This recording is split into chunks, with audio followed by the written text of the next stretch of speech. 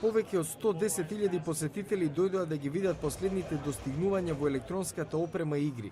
Најмногу возбуда предизвика новите телевизори во 3D. Речиси секој производител планира да произведува телевизори со тродимензионална технологија. Алекс Вусен од компанијата LG со седиште во Јужна Кореја вели дека сликата е реалистична. Некој фрла нешто, тоа лето, вие се тргате да го избегнете затоа што имате чувство дека ќе ве погоди. LG наскоро ќе понуди можност за видеоконференција преку интернет страницата Skype. Тој тренд ќе го следи и Panasonic, вели Емили Барта од компанијата. Тоа значи дека ќе може бесплатно да се јавувате од Skype на Skype, од комфортот на вашата дневна соба, со помош на екранот на вашиот телевизор со висока резолуција. Panasonic вели дека ќе понуди најголем плазма телевизор кој ќе биде широк 4 метри.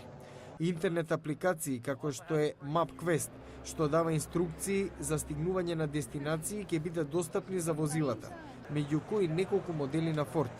Од областа на телекомуникацијскиот сектор, Nokia представува мобилен телефон со кој лесно ќе се плаќаат сметките во земјите во развој, вели Хитеш Ананд.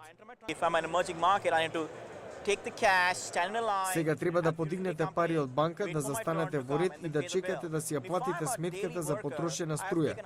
Ако сте работник, тоа за вас значи изгубена заработувачка за половина ден. На сајмот исто така е представена нова и напредна електроника која штеди енергија. Интернет радија, безлични лаптоп компјутери, видеоапарати со најмодерен дизајн. Много енергија се вложува во промовирање на новите електронски иновации, но оваа индустрија се надева дека тоа ќе се исплати во добра продажба наредната година.